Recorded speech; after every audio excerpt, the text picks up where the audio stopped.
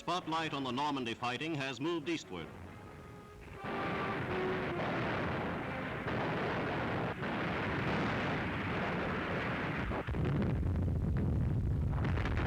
Here, southwest of Caen, the British have widened their bridgehead across the Odon River, and one of the decisive battles of the Normandy campaign is in the making. The ripening cornfields of western France are serving as the theater for this great armored clash. The whole pace of the war at the eastern end of the beachhead is growing in speed and intensity.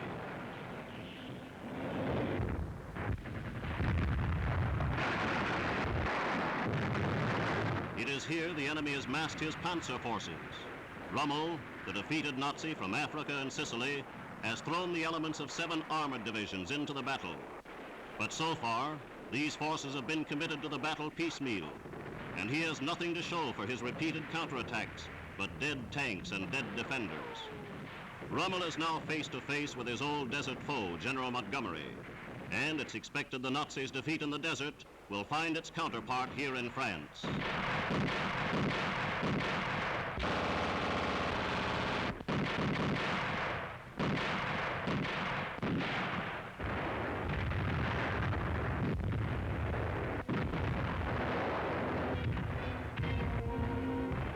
French villages are being cared for in special camps. Lessons learned in the fall of France are being put to effective purpose. No roads are choked with refugees, and the British war machine is able to move forward unhindered.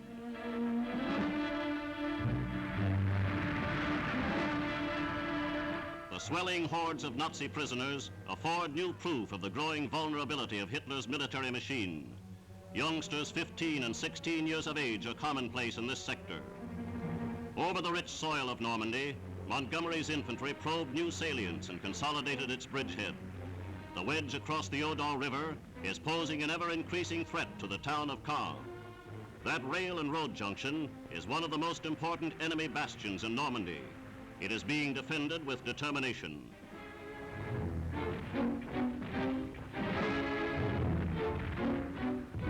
The Nazis have yielded ground only after severe struggles, but their losses in tanks and casualties in manpower are mounting daily. The so-called flail tank, pictured here for the public for the first time, is clearing minefields with record speed. Its flying chains dig them out and explode them without harm to the tank or its personnel.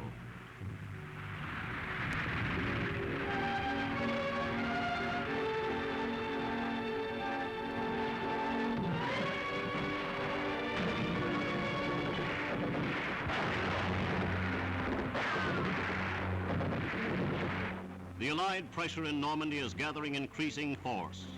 This is a mighty task ahead, but it will be fulfilled. The liberators have been trained and equipped magnificently. They pour onto the battlefield with confidence in their ability and in their cause.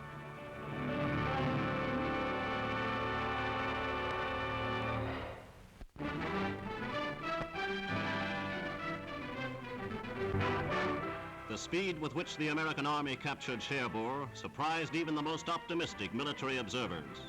To the Nazis, the loss of this 3rd largest port in France represents a tremendous defeat. During the first few hours, 20,000 prisoners fell into Allied hands. Here and there, a few women are discovered in pillboxes.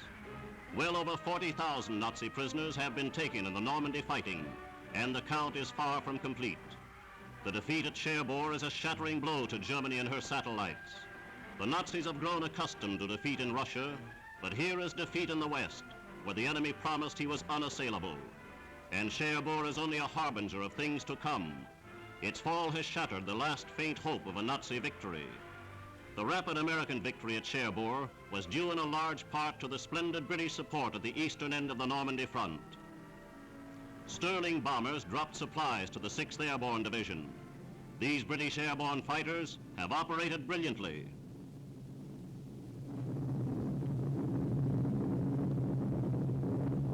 Often they attacked behind the German lines, destroying vital Nazi defenses.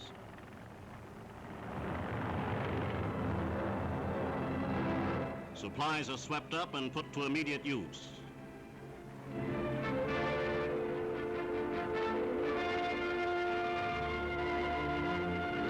Equipment containers are rushed by jeeps to waiting units. American Air Force pictures reveal the devastating effect of United States bombings. Pillboxes, gun emplacements, and other concrete defenses were destroyed. Also destroyed was the Nazi dream of the fortified line. Here is evidence indeed of the irresistibility of combined air and ground operations. No fortified line anywhere, no army on earth could withstand the merciless explosive power the Allies are now able to turn on the enemy.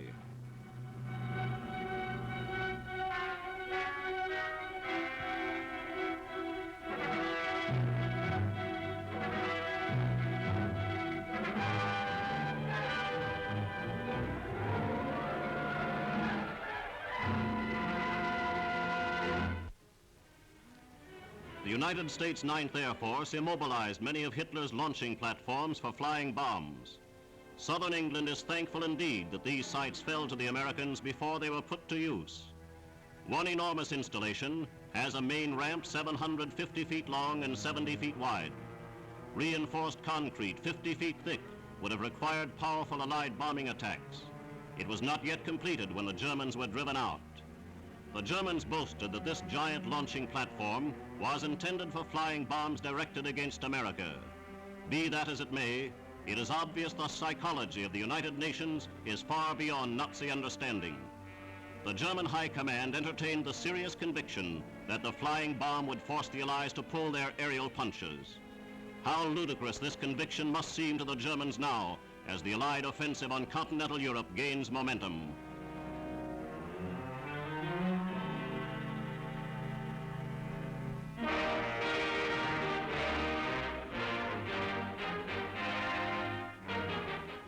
Allied warships move into range of enemy fire and turn their big guns against the fortress batteries of Cherbourg. This was the final assault on the great transatlantic port.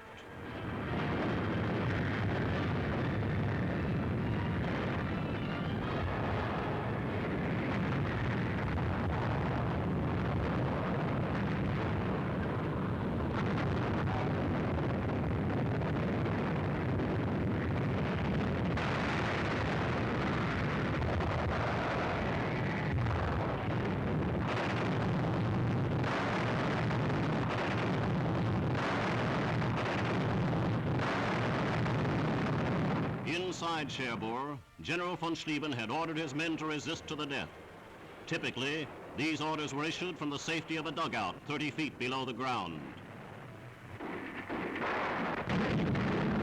American infantry, man for man, were more than a match for the defenders as they fought their way forward street by street. One after the other, enemy strong points yielded surrendering Nazis.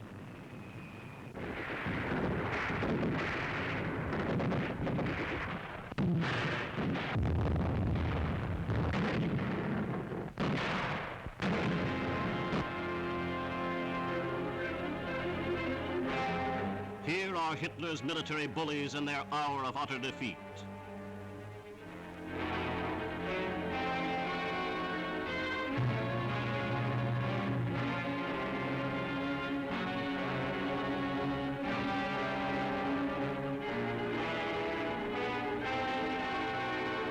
Von Schlieben, the Nazi commander, and Admiral Hennecke, in command of naval defenses, came out of their deep shelter to save their Nazi necks. But the troops had been told to fight on hopelessly to the death. It was the privilege of Major General Collins of the United States Army to receive von Schlieben's capitulation, one of the most significant since the Allied Western campaign began. In bringing this Nazi militarist and his troops to their knees, the Americans have won the commendation of the free world. Thus, in defeat, the Nazi thousands are brought to Britain. This parade will continue till the unconditional surrender of Germany is completed.